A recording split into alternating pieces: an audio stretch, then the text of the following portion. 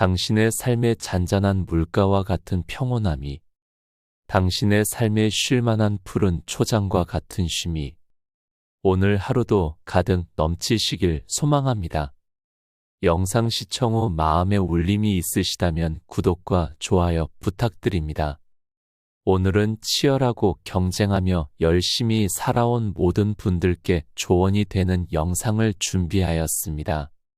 집에 돌아와 소파에 앉아 맥주 한 캔 마시면서 행복을 느끼셨다면 분명 오늘 하루 치열하게 선의의 경쟁을 하며 성실하게 살아오셨다는 증거일 것입니다. 아이돌이나 트로트 가수 등 가수들은 그들의 삶과는 반대로 우울증에 걸리는 일이 많다고 합니다. 그 이유는 무대에서는 화려하게 빛나고 팬들에게 사랑받으며 힘찬 함성으로 가득 차 있지만 막상 집에 돌아오면 혼자 적막하고 외로이 시간을 보내게 되어 이것의 차이에서 우울감이 밀려온다고 하죠. 치열하고 피 터지게 살아가는 건 꼭 필요한 덕목이며 우리의 인생을 더욱 풍요롭게 만드는 비법이기도 합니다. 하지만 일주일, 1년을 이렇게만 살아간다면 어떠한 유익도 없이 마치 로봇과 같은 삶을 살게 될 것입니다. 우리에게는 때에 맞는 적절한 휴식과 힐링이 필요하고 사랑하는 이들과의 교제는 꿀처럼 달콤할 것입니다. 그래서 오늘은 단조롭지만 허무하지 않고 단순하지만 무시할 수 없는 제대로 쉬고 힐링하는 방법을 알버트 슈바이처의 조언을 통해 배워보려 합니다. 지금 시작합니다. 단순하고 단조로운 것은 단어만큼 부정적인 단어로 해석하면 안 된다. 예를 들어 몇 시간 동안 갈증을 참고 참다가 시원한 물 한 잔을 벌컥벌컥 마실 때 그때 주는 쾌감과 시원함은 그 어떤 것보다 나에게 행복을 준다. 이것이 크고 위대한 일인가? 전혀 아니다. 이것은 아주 작고 단순한 물 마시는 것 단지 그뿐인 것이다. 이런 작은 삶의 부분에서 행복을 느끼고 감사할 줄 아는 사람만이 진정한 행복을 누리게 되고 고통과 걱정을 덜어낼 수 있는 현명한 사람의 한 발자국 더 다가갈 수 있는 것이다. 단조롭고 단순함이 행복에 이르는 길이다. 우리를 행복하게 하는 것은 아주 작고 사소한 일을 하는 데에 있다. 사소하고 작은 일이란 무엇인가? 마음을 터놓고 지낼 수 있는 지인과 간단한 식사를 하거나 교제를 하는 것이 있고 혹은 혼자 책을 읽거나 음악을 듣거나 명상을 즐기고 혹은 마당을 쓸고 꽃을 바라보는 일 같은 것을 말할 수 있다. 어떠한 일이든 우리의 일상에 격식 차리지 않고 힘들이지 않고 편안하게 할 수 있는 것을 일컫는다. 우리는 쾌락 대신 지혜를 행복 대신 깨달음을 추구해야 한다. 세상을 넓게 보면 욕망이 커진다. 행복해지기 위해서는 마음속에 동요함이 가득했을 때 다스릴 줄 알아야 한다. 괴로움은 적극적인 마음에서 비롯되고 행복은 소극적인 마음에서 나온다.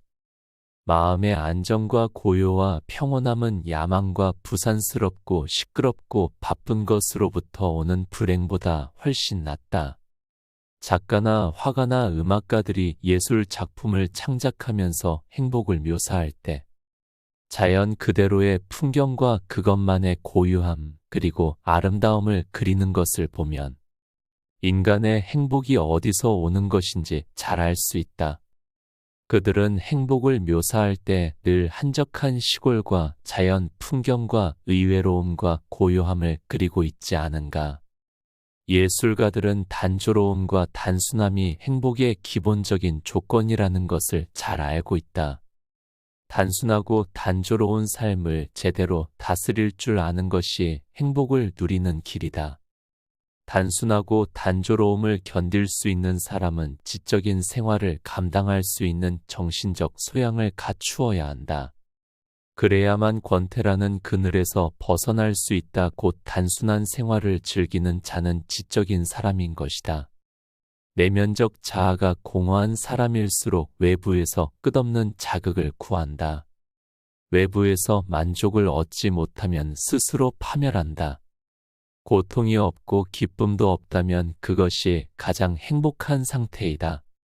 현명한 사람이 원하는 것은 쾌락이 아니라 고통이 없는 상태이다.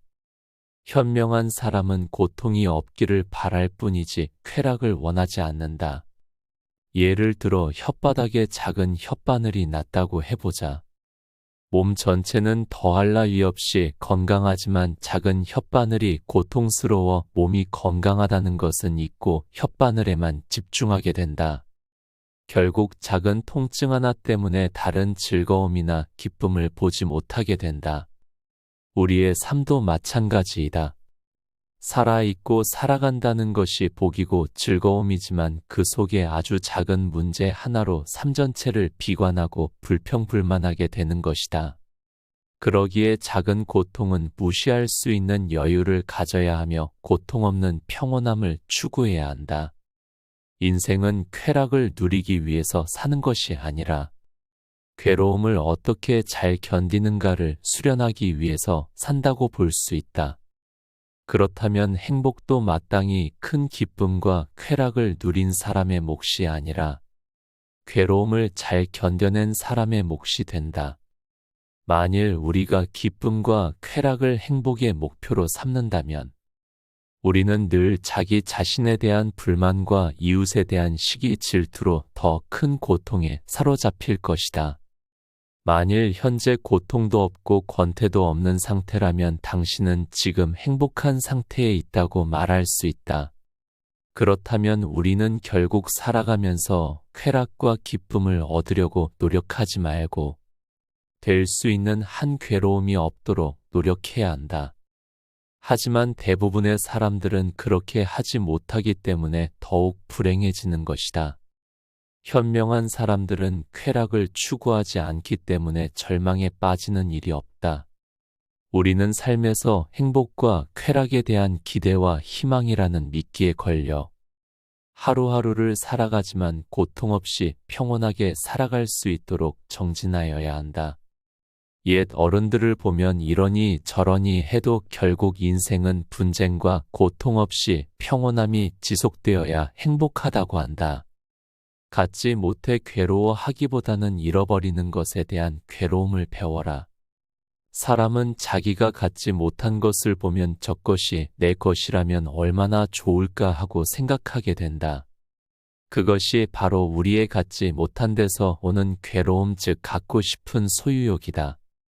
그래서 우리는 그 괴로움에서 벗어나기 위해 내가 이미 가진 것이 내 것이 아니었다면 어땠을까라고 생각하여야 한다. 남의 좋은 차를 보고 나도 저런 차에서 살았으면 하고 생각하는 것이 아니라 내가 지금 타고 있는 차를 보고 내가 이런 차도 없다면 얼마나 불편했을까? 이런 차를 타는 것은 정말 감사한 일이다 라고 생각하라는 것이다. 그 순간 아까 본 멋진 차보다 내가 타는 차가 더욱 소중하게 느껴질 것이다. 다시 말하면 나의 재산과 지금의 건강 다정한 연인 혹은 친구, 가족 등등 내 주위에서 나를 구성하고 있는 모든 것들에 대해 감사하려면 그것들이 없었다면 어땠을까를 먼저 생각해야 한다. 인생이란 휴전이 없는 고통과의 끝없는 전쟁이며 행복이나 만족을 느끼는 시간은 극히 일부분에 불과하다. 인간은 모두 죽음을 선고받은 죄수이다. 결국 모두는 죽음을 앞두고 있을 뿐인 것이다. 예를 들어 월드컵을 앞두고 우리나라가 이길지 질지 조마조마하며 응원을 하게 된다. 축구 경기를 이길지 질지 비길지 어떻게 될지 전혀 모르지만 한 가지 확실한 것은 90분 후에는 경기가 종료되고 승패가 결정되다는 것이다. 인간도 마찬가지도 삶 안에서는 여러 일들이 있고 예측할 수 없지만 한 가지 확실한 건 인간은 누구나 때가 되면 죽는다는 것이다. 이것을 알지 못한 채 천년만년 살 줄 알고 날뛰는 것은 어리석고 무식한 자들만이 하는 행동이다. 자신이 계획하는 목표를 다 이루는 사람은 극히 드물고 대부분은 실패하는 경우가 훨씬 더 많다. 비록 오랜 세월에 걸쳐서 노력하고 천신만고 끝에 계획이 성공했다고 해도 모든 것이 성취될 때에는 그 성취가 이미 쓸모가 없어진 경우가 많고 또 그때는 모든 열정과 기력이 소모되어서 결국은 남이 그 모든 것을 차지해 버릴 수도 있다. 그렇다고 무계획으로 한평생을 낭비하라는 것이 아니다. 계획을 하고 실행을 하되 그것이 실패하였다 하더라도 너무 크게 낙심하지 말고 혹은 계획을 달성했다고 해서 앞뒤 없이 기뻐하지 말라는 것이다. 젊음의 입구에서 바라보면 인생은 매우 길게 보이지만 노년의 출구에서 바라보면 인생처럼 짧고 허망한 것도 없다. 이것이 우리가 삶에서 겪는 심한 착각 가운데 하나이다. 따라서 현명한 사람들은 이미 젊은 나이에 옛 선인들의 조언을 깊게 새기며 운명의 가르침을 따르지만 그렇지 않은 사람은 허망한 삶을 다 보낸 후에야 현인들의 말을 깨닫고 가슴을 친다. 일단 일을 시작하고 최선을 다한 후에 실패를 하면 그 다음은 깨끗이 잊어야 한다. 우리는 불행한 일을 당하거나 자기가 하는 일이 좌절되면 후회를 하며 자신을 비난하고 자책하게 된다. 그러나 이것은 스스로 자신을 고문하는 짓이나 마찬가지이다. 슬픔의 눈물을 흘려본 사람이 기쁨의 눈물도 흘릴 수 있다. 인간은 고통을 느끼지만 고통이 없다는 것은 느끼지 못한다.